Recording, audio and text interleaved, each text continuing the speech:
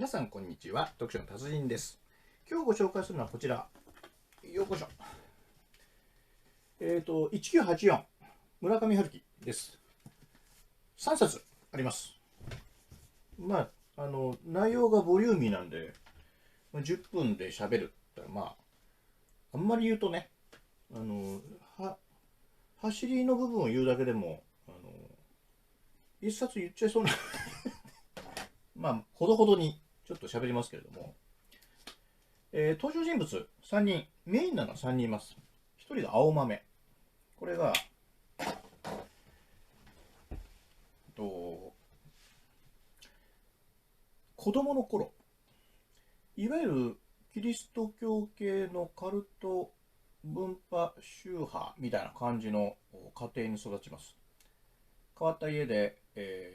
いわゆる食事のお祈りみたいなものも大衆の面前で大声でやることを小学生の娘に要求する家でした。で、休みの日になりますと、いわゆる布教活動ということで、娘を連れて外に出ていくということで、いわゆるその年齢らしい外で遊んだりということはさせてもらえないという感じの子供時代を送ります。その後、そういう家庭、いわゆる家族と決別してですね、別の場所で暮らすようになります。で、体育大学を卒業してからスポーツインストラクターをします。で、その一方で彼女の周りでの身の回りでのいわゆる不幸な女性 DV にあったりっていうような人を目にしてですね、その加害者を殺すというところから、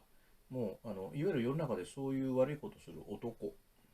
女性を泣かす男を殺すということを裏でやるというような日々を過ごすようになります。これが1人目で、2人目、天吾。この天吾は、青豆と小学生の時クラスメートでした。学校でですね、青豆はそんな感じですから、浮くわけなんですよ。で、それを、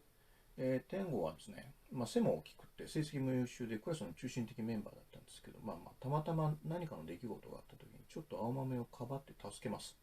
で、そこでやっぱりこの2人が心を通わせたんですが、いわゆる家庭の事情的な部分でこの2人は別々に離れていってですね、その後20年ぐらい連絡を取らない状態が続きます。天吾はその後予備校の数学教師をしながら小説家を目指して自分で小説を書きます。で、そんな時にいわ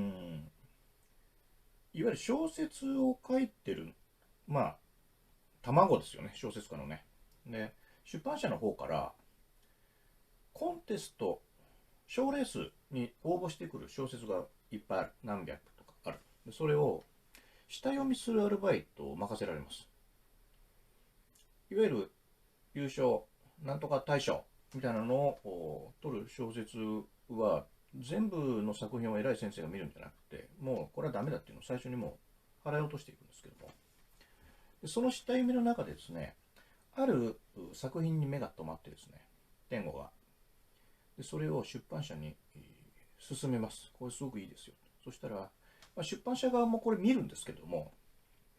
とてもじゃないけどやっぱりこれじゃもう幼稚すぎるから、ちょっとお前も一回これを書き直せというふうに言われて、リライトを出版社のある人物から内々に依頼されます。で、この作品が空気さなぎという小説なんですけども、それを書いたのが3人目、深入りです。で、この青豆、天吾、深入りを中心にこの小説は回っていきます。ここまで説明して3人喋っただけでも4分経つような小説なんで、もうとてもじゃないけど、あれですけど、ですね、この話っていうのは基本的に理想と現実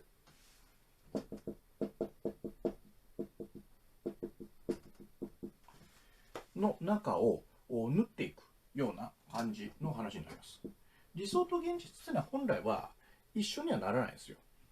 こっちの方が悲惨ですよ。で、悲惨なんですけれども、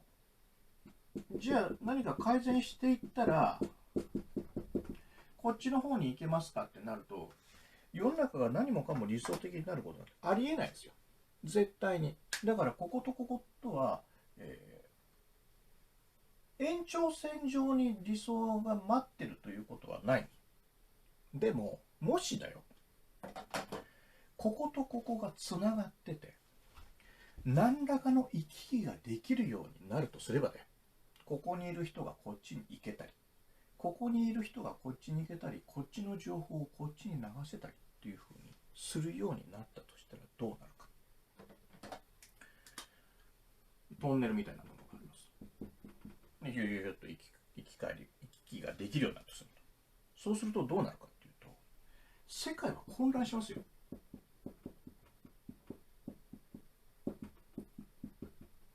混乱するとどうなるかっていうと、それを守ろうとしますよ、自分のところ。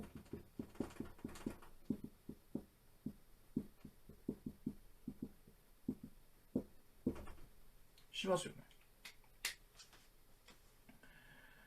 まあいろんなテーマがこう出てくるんですけども、村上さんこの本を書くときに随分取材したみたいです。で、ちょうどまあいわゆる有名なカルト集団が世の中に出始めた頃で、その後いろんな事件とかも起こります。でその中で、自分なりに何か小説でできることないかなと思って書き出したみたいです。で、物事の概念に正しいとは何か、幸せとは何かということを考えた時に正しいとはどういうことです、幸せとはどういうことですということを端的に述べたとしても、それはその側面一部分でしかなくて全体を言ってるわけではないんですよ。絶対に何か欠けてるものがある。つまり物事の根本的あるいは全体的理解っていうのは、これは難しい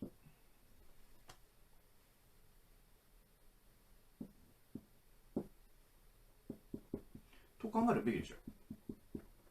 う。神様じゃないんだから、何もかも理解するなんて不可能ですよ。人間が例えば生きてたってさ、例えばこの人が怒ってる、誰か知り合いの A さんが怒ってるとしますよ。その人にはこれこれこういう事情があるっていうことを全部知ることなんて可能ですか？そもそも不可能でしょ。そしたらそれを全部の人について知るなんて不可能。そしたらそんなの人には無理ってなりますよ。そこでこの話に出てくるのがあるカルト集団です。その中心にいる人物はまあカルトだから、まあ言葉に言い表せない不思議な能力を持っていて、世の中の正しいなんとかみたいなこと、世の中はこうあるべきだということがどうも分かっているらしいということになってる。そしたらね、そういうことが分かってる人についていくのが一番楽じゃん。言うたらついていく人がいますよ。そしたらその人がさっきみたいな世界を自分のところを守る、あるいは片っぽの方にちょっかいを出すって言ったら、理由は分からないけどこうしますみたいなことが当然起こってくる。それがこの青豆と天狗、それから深入りを追い詰めています、どんどん。で、人間ね、まあ結局この2人はあのそれぞれ別々の人生を歩んでいって、途中でちょっとつながってくるんですけども、話がね、まあそれは小説ですからそうですよ。登場人物がバラバラのまま終わるわけないで、追い求めるものが人それぞれ、まあ例えばあなたにもあるでしょう。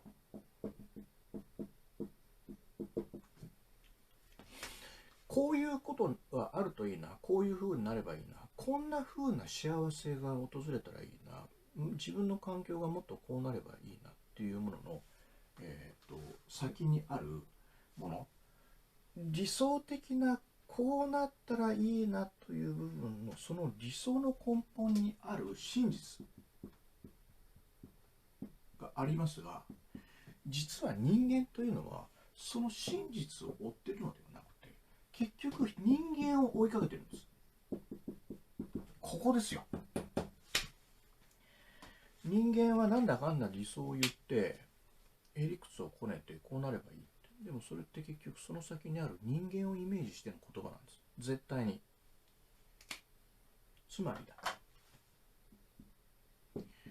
人は人でしか救えないんですよ。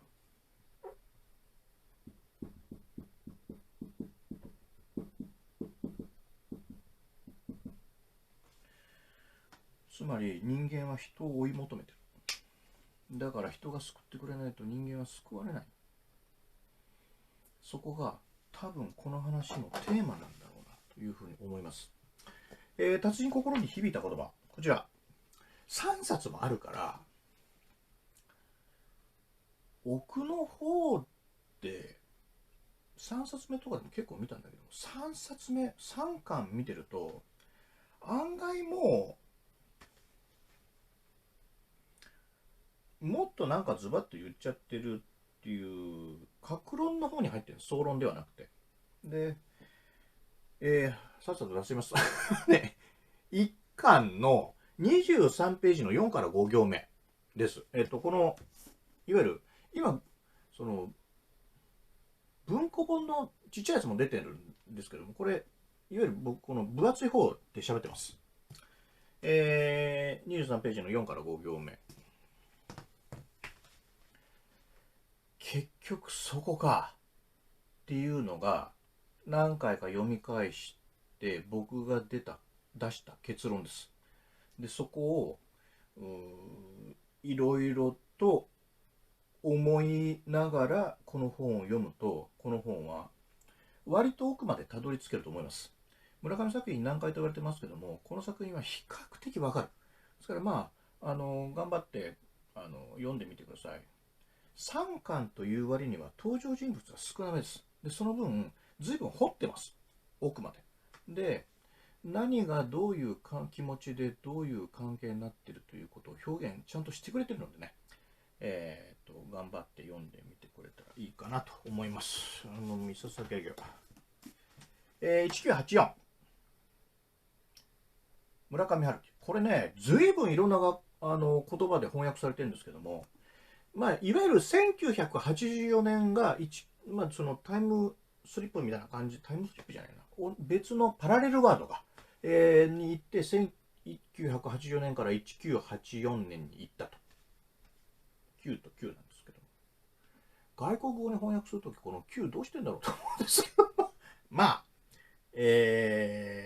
そのまま訳してんでしょうということで、